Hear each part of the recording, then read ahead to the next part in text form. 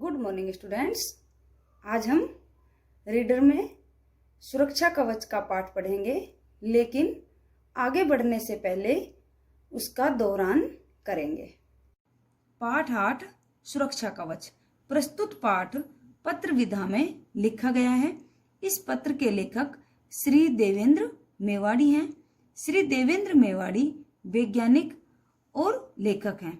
बाल पत्रिकाओं में वे नियमित रूप से विभिन्न विषय को बड़ी सहजता से समझा देते हैं। सहजता का अर्थ क्या होता है? आसानी से समझा देते हैं। इस पत्र में उन्होंने ओजोन लेयर के विषय के बारे में जानकारियां दी। ओजोन लेयर क्या होता है? ओजोन कवच। अब वह तुम्हारा पत्र पाकर मुझे खुशी हुई। किसका पत्र पाकर? अपनी पोती का पत्र पाकर देवेंद्र मेवाड़ी को क्या हुई? खुशी हुई। और उसकी पोती क्या है? जिज्ञासु है। हर नए विषय को जानने की उसमें क्या है? ललक है। वह इच्छा रखती है हर नए विषय को जानने की। तो आज उनका क्वेश्चन क्या था? ओजोन कवच क्या है दादाजी? ये हम इसको सुरक्षा कवच क्यों कहते हैं? अब ओजोन कवच को बताने से पहले हमें क्या समझना पड़ेगा? वायुमंडल। अब वायुमंडल क्या है? तभी हम ओजोन कवच को समझ पाएंगे। सितंबर माह में 16 सितंबर का दिन विश्व ओजोन दिवस के रूप में मनाया जाता है। किसके रूप में मनाया जाता है? विश्व ओजोन दिवस के रूप में। ओजोन को सुरक्षा कवच के रूप में माना जाता है। किसकी? पृथ्वी का सुरक्षा कवच माना जाता है। इस पर ओजोन हमारी पृथ्वी पर जो हानिकारक किरणें आती है, सूर्य की जो पराबैंगनी किरणें आती है, उनको क्या करती है? रोकती है और हमें सुरक्षा प्रदान करती है। अब इसको समझने से पहले हम क्या समझेंगे? वायुमंडल। वायुमंडल में मुख्य रूप से दो गैसें होती है, नाइट्रोजन और ऑक्सीजन। नाइट्रोजन करीब 78% और ऑक्सीजन करीब 21%। तो ये मिलाकर कितना हुआ? 99%, 99%। बाकी 1% में बहुत कम मात्रा में argon, carbon dioxide, hydrogen, neon, helium, krypton, xenon और ओजोन नामक गैसें पाई जाती हैं। और ये हमारी पृथ्वी से ऊपर, ओजोन परत हमारी पृथ्वी से ऊपर करीब 15 से 40 किलोमीटर की ऊंचाई की परत में पाई जाती है। ओजोन कहाँ पाई जाती है? हमारी पृथ्वी से करीब 15 से 40 किलोमीटर की ऊंचाई की परत में पाई जाती है। और वायुमंडल की वह परत समताप मंडल या अंग्रेजी में स्ट्रेटोस्फीयर कहते हैं। अब 15 से 40 किलोमीटर की ऊंची परत की बात कर रहे हैं। अब इसके नीचे और ऊपर क्या है उसके बारे में तो आप पूछोगे जरूर। तो उसे हम क्या कहते हैं? वायुमंडल की तुम जो रजाई कह रही थी उसकी कितनी परतें हैं? 5 परतें। अब जिस वायुमंडल को तुम रजाई कहती हो वह क्या है? उसकी कितनी परतें? 5 परतें। पृथ्वी की सतह से 15 किलोमीटर से ऊपर तक क्षोभ मंडल, समताप मंडल, फिर समताप मंडल जिसमें ओजोन गैस पाई जाती है, फिर 40 से 80 किलोमीटर तक मध्य मंडल और 80 से 300 किलोमीटर तक तापमंडल और 300 से 700 किलोमीटर तक बहिर्मंडल पाया जाता है। और अब हम चैप्टर में आगे बढ़ते हैं। वहां तक तो हवा बहुत हल्की यानी विरल हो जाती है। उसके बाद असीम अंतरिक्ष है। बहिर्मंडल तक हवा बहुत कम हो जाती है और उसके बाद असीम, जिसकी कोई सीमा न हो, वह अंतरिक्ष है। अच्छा, अब एक बात और अच्छी तरह समझ लो। सूर्य से पृथ्वी की ओर जो प्रकाश आता है उसमें बड़ी तेज पराबैंगनी यानी अल्ट्रावायलेट किरणें भी होती है। सूर्य से जो प्रकाश पृथ्वी पर आता है उसमें तेज पराबैंगनी किरणें भी होती है। वह अगर सीधी पृथ्वी पर पहुंच जाए तो उनसे मनुष्यों, जीव जंतुओं और पेड़ पौधों का जीवन खतरे में पड़ सकता है। अगर सीधी तेज पराबैंगनी किरणें पृथ्वी पर पहुंच जाए तो उससे क्या नष्ट हो सकता है? किनका जीवन खतरे में पड़ सकता है? मनुष्य, जीव जंतुओं और पेड़ पौधों का जीवन भी खतरे में पड़ सकता है। मुझे लग रहा है कि यह पढ़कर तुम फिक करके हंस दोगी। एक आप ये पढ़कर हंस दोगी। पिछली बार जब तुम यहाँ आई थी तो मैंने ही तुम्हें बताया था सुबह सुबह सूरज की धूप सेकनी चाहिए। तब मैंने आपको बताया था सुबह सुबह सूरज की धूप को सेकनी चाहिए। इससे हमारे शरीर में विटामिन डी बनता है इससे हमारे शरीर में क्या बनता है? Vitamin D. और हड्डियां मजबूत होती है। विटामिन डी से क्या मजबूत होती है? हड्डियां। अभी तुम यहाँ होती तो मुझे जरूर मुंह चिढ़ाती। अभी आप मेरे सामने होती तो मुझे जरूर मुंह चिढ़ाती। मुझे चिढ़ाती का आपने पहले तो ये कहा, एक सूर्य की किरणों में क्या होती है? पराबैंगनी किरणें, और वे पृथ्वी पर सीधी आ जाए तो क्या हो? जीव जंतु, मनुष्य, पेड़ पौधे सभी का जीवन खतरों में पड़ सकता है। लेकिन आप पिछली बार मैं आई थी तब आपने क्या कहा था? सुबह सुबह सूरज की धूप को सेकना चाहिए, जिससे विटामिन डी बनता है और हड्डियां मजबूत होती है। अभी तुम यहाँ होती तो क्या करती? मुझे चिढ़ाती। लेकिन मेरी प्यारी पोती, सुबह सुबह वायुमंडल की मोटी परतों को पार करके हमारी धरती तक जो पराबैंगनी किरणें पहुंचती है वह हल्की होती है। मेरी प्यारी पोती, सुबह सुबह जो पृथ्वी पर पराबैंगनी किरणें आती है वह बहुत हल्की होती है और वह शरीर को क्या पहुंचाती है? लाभ पहुंचाती है। वह नुकसान नहीं पहुंचाती। चक्कर में पड़ गई ना? वह ही पराबैंगनी किरणें लाभदायक, वह ही नुकसानदायक। सुबह जो पराबैंगनी किरणें होती है वो क्या होती है? लाभदायक होती है, और दिन में जो पराबैंगनी किरणें आती है वो क्या होती है? नुकसानदायक। तेज पराबैंगनी किरणों को तो ओजोन की परत समताप मंडल में ऊपर ही रोक लेती है। तेज पराबैंगनी किरणें को तो ओजोन की परत है समताप मंडल में ऊपर ही रोक लेती है। इसलिए ओजोन की इस परत को सुरक्षा कवच कहते हैं। ओजोन की परत को सुरक्षा कवच क्यों कहते हैं? तेज पराबैंगनी किरणों को ओजोन की परत रोक लेती है। किसको? पराबैंगनी किरणों को। इसलिए इसे सुरक्षा कवच कहते हैं, ओजोन की परत को। और ये कहाँ रोकती है? समताप मंडल के ऊपर। और कौन रोकती है? ओजोन की परत। किसको रोकती है? तेज पराबैंगनी किरणों को। और इसीलिए ओजोन की इस परत को क्या कहते हैं? सुरक्षा कवच कहते हैं।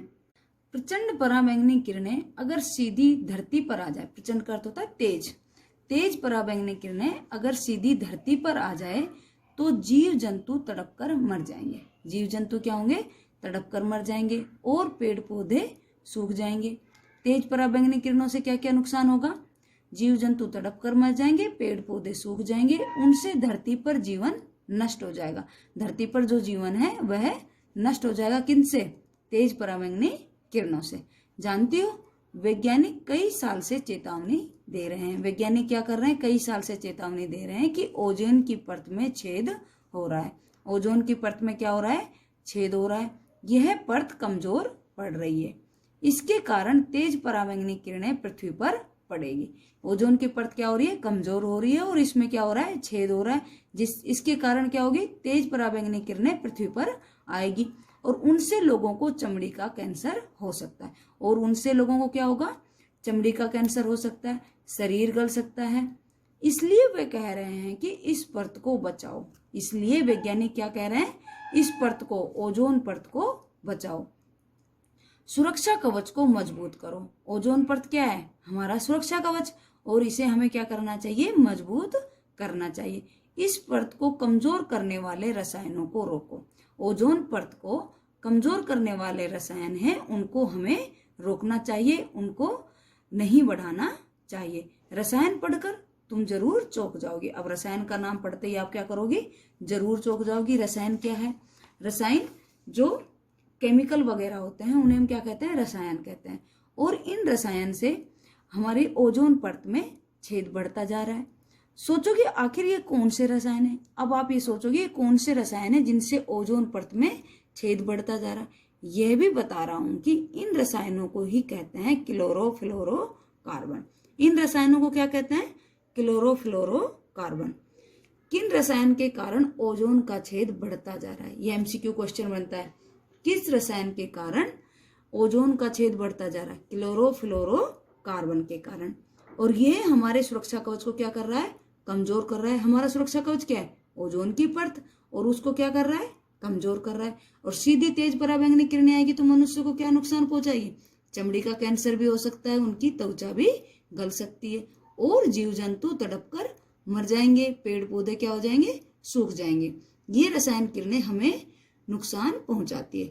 तुम सोचोगी बाप रे, इतना बड़ा नाम क्लोरोफ्लोरोकार्बन, इतना बड़ा नाम है, मैं इसे कैसे याद करूंगी? चलो इनका छोटा नाम याद कर लो, आप बड़ा नाम याद नहीं कर पाओगे लेकिन छोटा नाम तो याद कर सकते हो, CFC।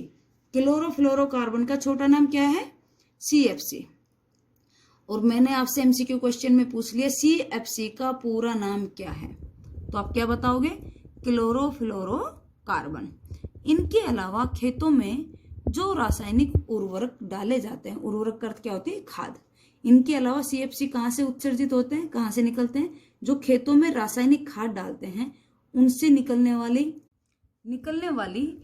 जो रासायनिक खाद होती है उनसे निकलने वाली नाइट्रोजन ऑक्साइड और हवाई जहाजों से निकलने वाली गैसों का धुआं भी ओजोन की परत को नुकसान करते हैं। जो हम खेतों में खाद डालते हैं उन खादों से निकलने वाली नाइट्रोजन ऑक्साइड और हवाई जहाजों से निकलने वाली गैसों का धुआं भी ओजोन की परत को क्या पहुंचाता है?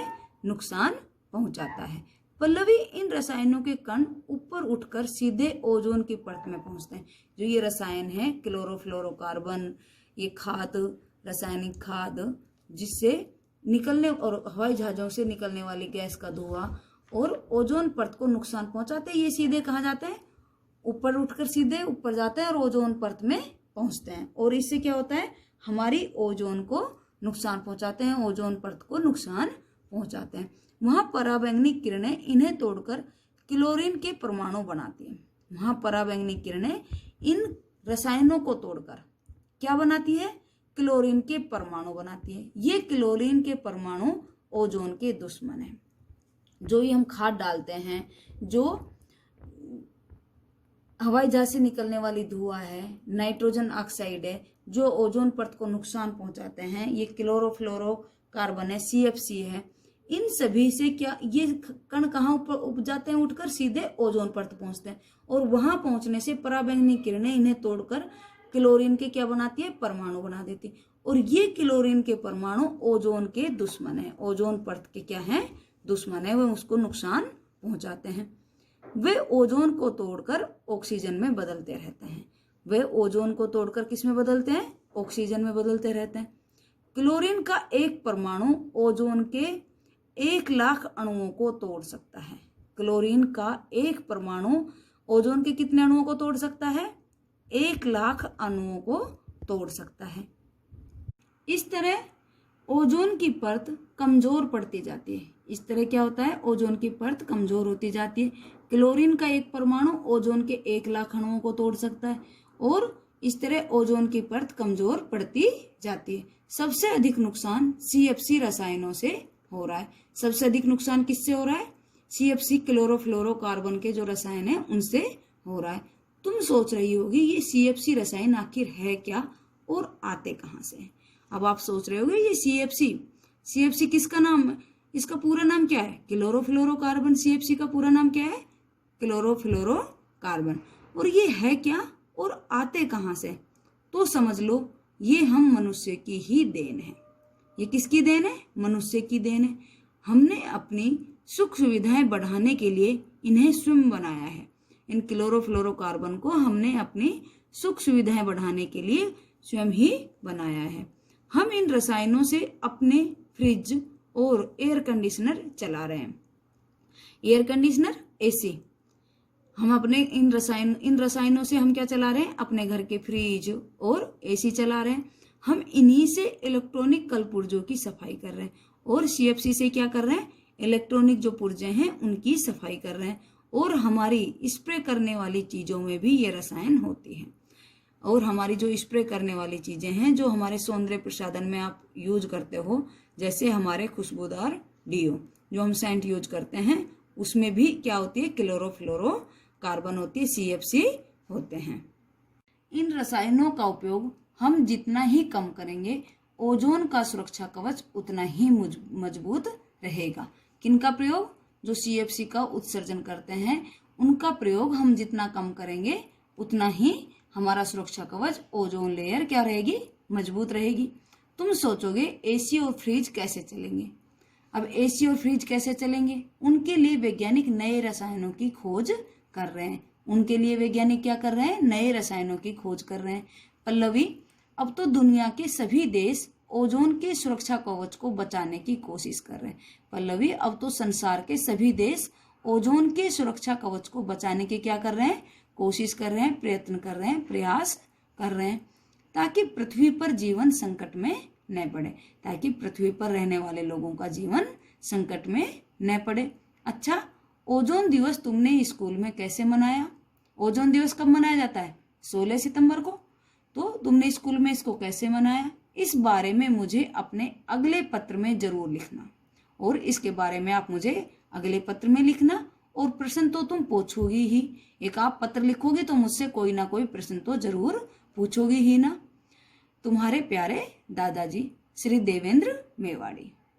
कठिन शब्दार्थ: महा, महीना, विरल, कम, असीम, जिसकी सीमा न हो, अंतरिक्ष, स्पेस, रसायन, केमिकल, उर्वरक, खाद, डीओ, बदबू मिटाने वाला खुशबूदार पदार्थ, संकट, खतरा, विलोम शब्द: लाभदायक, हानिकारक, कमजोर का ताकतवर, तेज का मंद, बचपन का बुढ़ापा, प्रकाश का अंधकार, दिवस का रात्रि, अशुद्ध से शुद्ध, जिज्ञासा, वैज्ञानिक, उर्वरक, बहिर्मंडल, खुशबूदार, परमाणु, कवच, पृथ्वी।